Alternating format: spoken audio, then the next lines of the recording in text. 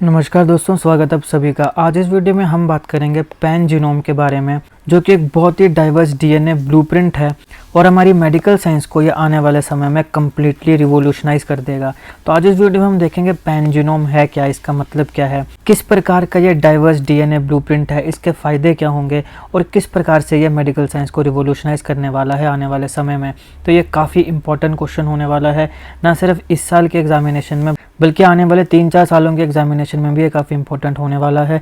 इससे सवाल पूछे जाएंगे ही जाएंगे। तो आप इस वीडियो को अंत तक देखिएगा। चैनल पर नहीं है तो सब्सक्राइब अवश्य करिएगा। Politics, economic, GK, tech, geography, science, environment and ecology की तमाम वीडियोज़ के लिए एक बार हमारी प्लेलिस्ट को जरूर चेक करिएगा। चलिए शुरुआत करते हैं अपनी वीडियो से। देखिए पैन जीनोम, सबसे पहले बात आती है कि पैन जीनोम होता क्या है। तो देखिए पैन का मतलब होता है बहुत ज़्यादा, है ना, बड़ी क्वांटिटी में पैन। तो पैन जीनोम जो है ये एक टर्म है जो बताती है न्यू एंड मोर, नया और ज़्यादा डाइवर्स डीएनए ब्लूप्रिंट को। तो यहाँ पे डाइवर्स से समझ में आ रहा है तुम्हें, पैन बहुत ज़्यादा, मतलब यहाँ पे बहुत ज़्यादा डीएनए ब्लूप्रिंट है। किस चीज़ के डीएनए ब्लूप्रिंट है? ऑब्वियसली ह्यूमन बींग्स के ही होंगे। हम आगे विस्तार से इस चीज़ को देखेंगे। अभी आप ये देखिए भी इसका मतलब क्या है, डेफिनेशन क्या है। पैन जीनोम जो है ये टर्म है जो रेफ़र करती है न्यू, एक नया, और मोर डाइवर्स, एक पैन ज़्यादा डाइवर्स डीएनए ब्लूप्रिंट का, जिसके पास पोटेंशियल है कि वो रिवोल्यूशनाइज कर सकता है ह्यूमन हेल्थ और डिजीज़ की जो अंडरस्टैंडिंग है। तो ह्यूमन हेल्थ की जो अंडरस्टैंडिंग है हमारे पास, या डिजीज़ की जो अंडरस्टैंडिंग है, उसकी अंडरस्टैंडिंग को ये कम्प्लीटली रिवोल्यूशनाइज कर सकता है। इसके पास उतना पोटेंशियल है। अब ये कैसे इसको रिवोल्यूशनाइज करेगा वो हम आगे देखेंगे। अब देखिए सबसे पहले हम बात करते हैं कि ये जो कंसेप्ट है पैन जीनोम का या फिर जीनोम का, ये आया कहाँ से। सबसे पहले 2003 में साइंटिस्ट ने एक बहुत ही बड़ा मोनूमेंटल अचीवमेंट जो है वो पाई, जब उन्होंने सबसे पहला फर्स्ट ह्यूमन जीनोम जो है उसको सीक्वेंस किया।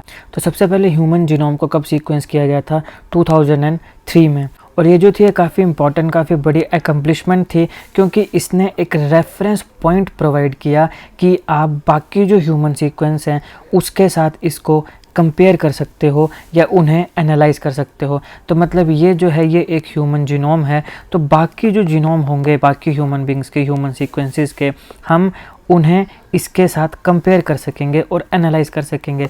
अब सवाल ये है कि कंपेयर करना ही क्यों है, एनालाइज इसमें करना क्या है।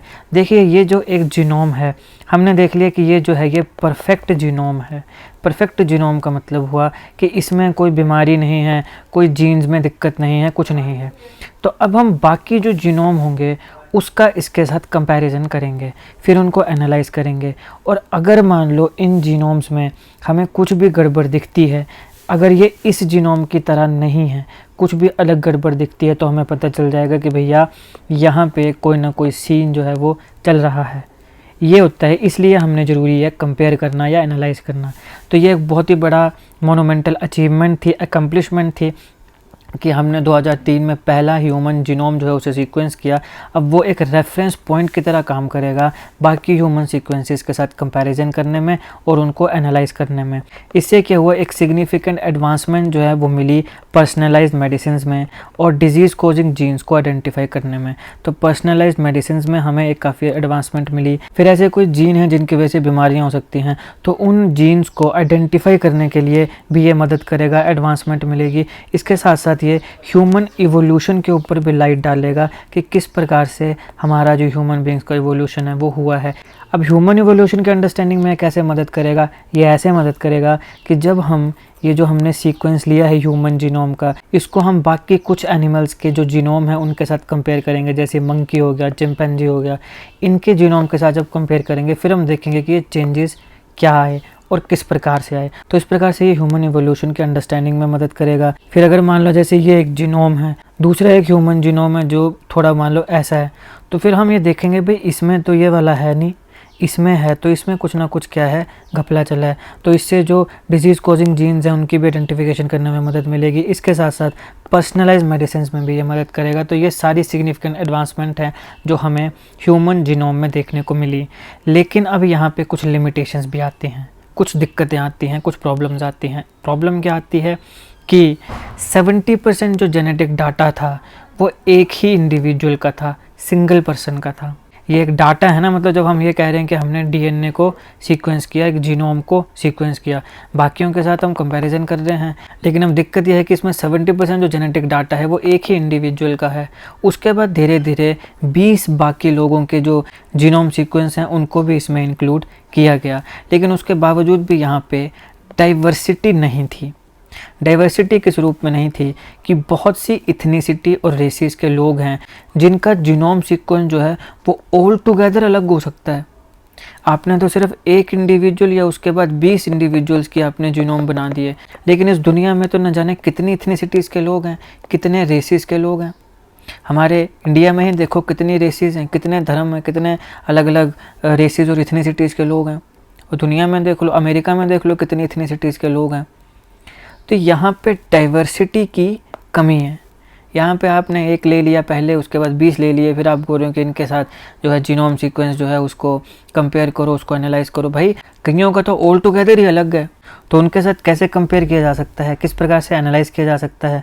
तो ये कहीं ना कहीं यहाँ पे एक लिमिटेशन थी कि यहाँ पे डिफरेंट इथनिसिटीज़ और रेसिस के लोगों को यहाँ पे अलग कर दिया जा रहा है। यहाँ पे क्या है, यहाँ पे लैक ऑफ डाइवर्सिटी है। ये एक बहुत बड़ा चैलेंज था, और इसकी वजह से क्या हुआ कि जेनेटिक रिसर्च जो है वहाँ पे भी बायसनेस हमें देखने को मिल रही है, वहाँ पर भी इनइक्वालिटी हमें देखने को मिल रही है कि भैया जिस रेस और इथनिसिटी के लोगों का जीनोम सीक्वेंस बन गया है उनके तो ढंग से एनालाइज किया जा सकता है कंपैरिजन करके, मगर जिन बेचारी इथनिसिटीज़ या रेसिस का नहीं बना है जीनोम सीक्वेंस, तो उस केस में कैसे उनका कंपैरिजन किया जाएगा और किस प्रकार से एनालिसिस किया जाएगा। तो ये एक कॉज ऑफ कंसर्न था। तो इसीलिए human pan genome reference consortium ये बनाया गया, और ये अपने मिशन पर निकल पड़ा कि हम एक ऐसा इंक्लूसिव पैन जीनोम रेफरेंस बनाएंगे जो बिल्कुल एक्यूरेटली जो डाइवर्सिटी है ह्यूमैनिटी की उसको रिफ्लेक्ट करेगा। कि हम एक ऐसा पैन जो जीनोम है वो बनाएंगे, एक ऐसी डाइवर्सिटी वाला डीएनए ब्लूप्रिंट बनाएंगे जिसमें अलग अलग डाइवर्सिटी, अलग अलग रेसेस और अलग अलग इथनिसिटीज़ के जो लोग हैं उन सारों का ही जो कंपैरिजन है और जो एनालिसिस है ह्यूमन जीनोम का वो किया जा सके। तो इसलिए यहाँ पे बात आती है पैन जीनोम की।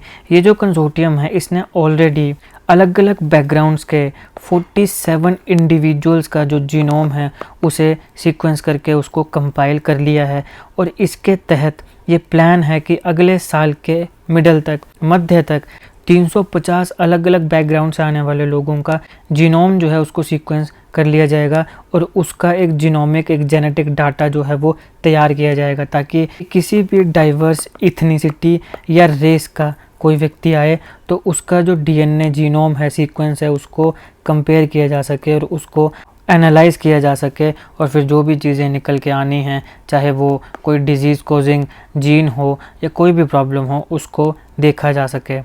अभी यहाँ पे मैक्सिमम जो जीनोम सीक्वेंस किए गए हैं, मोर देन हाफ 50% से ज़्यादा जो जीनोम सीक्वेंस किए गए हैं वो अफ्रीका से किए गए हैं।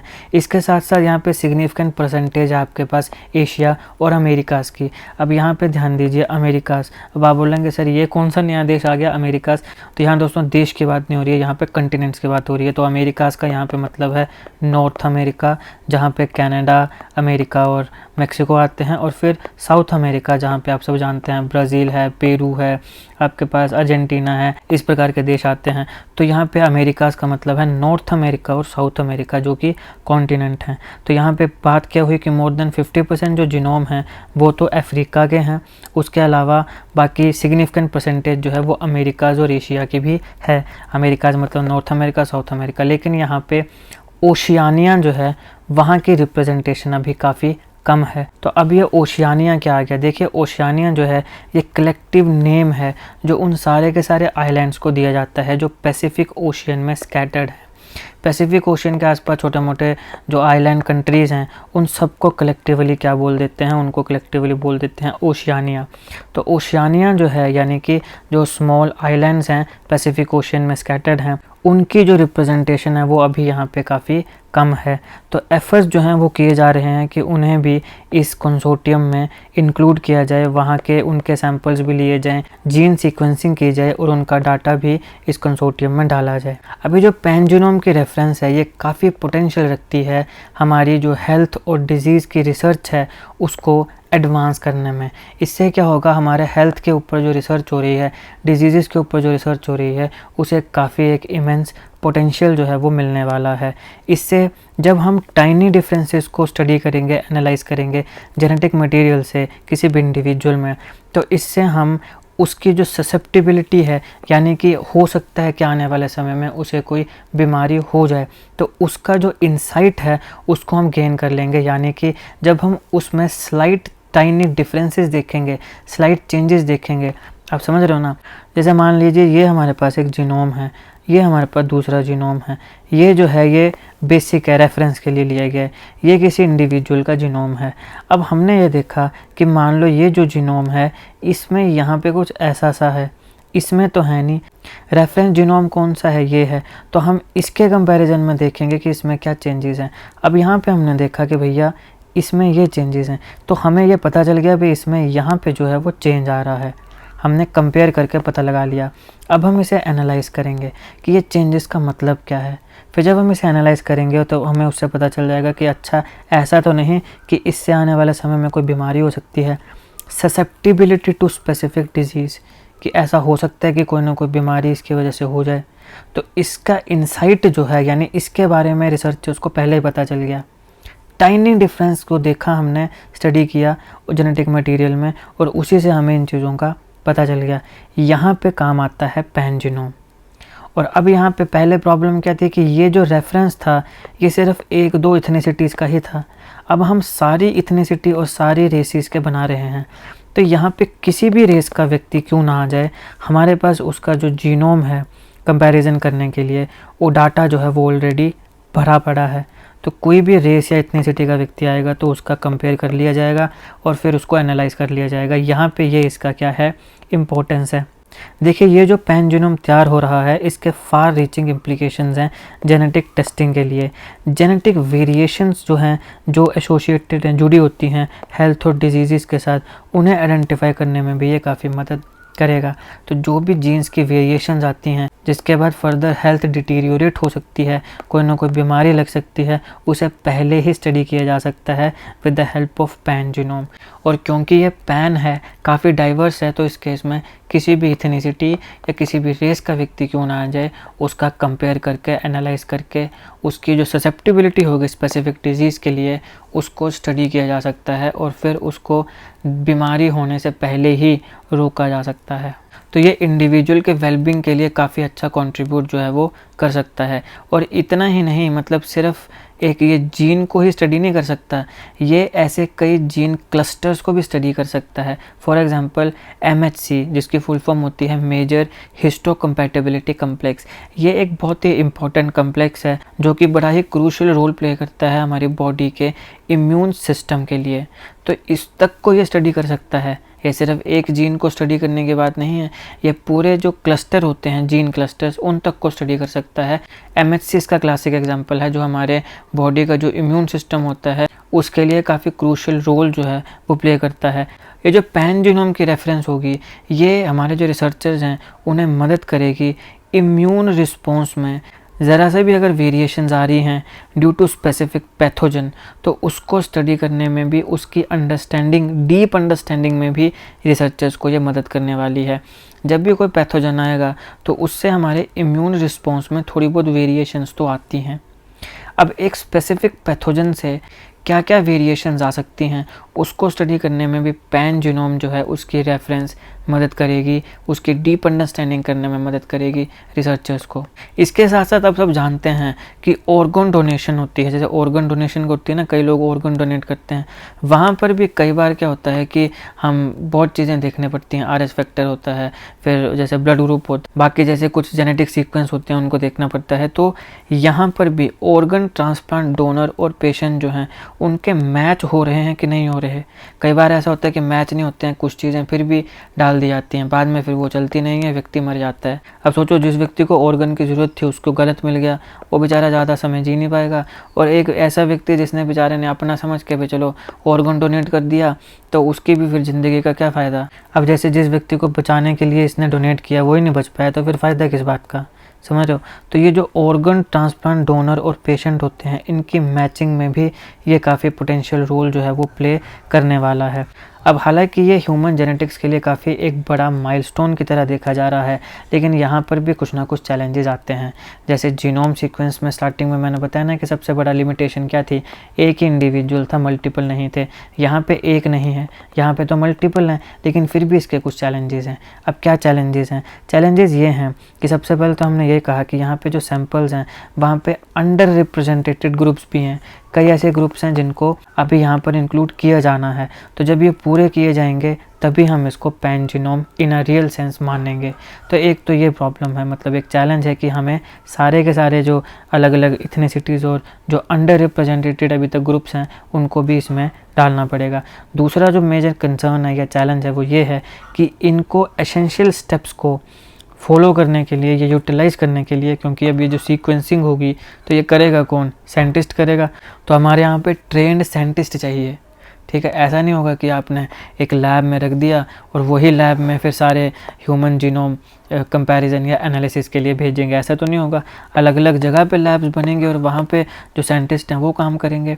तो इसलिए यहाँ पे जो साइंटिस्ट बैठेंगे ये ट्रेंड साइंटिस्ट होने चाहिए, यहाँ पे अच्छे से इनको ट्रेन किया जाना चाहिए। तो ये जो दो मुख्य चैलेंज हैं वो अभी हमें देखने को मिल रहे हैं। बाकी ये बहुत ही इंपॉर्टेंट और बड़ा ज़बरदस्त प्रोजेक्ट है, मगर दो यहाँ पे चैलेंजेस हैं। पहला तो ये कि जो अंडर रिप्रेजेंटेटेड ग्रुप्स हैं उनको डाला जाएगा, दूसरा कि हमें साइंटिस्ट को अच्छे से ट्रेन करना पड़ेगा।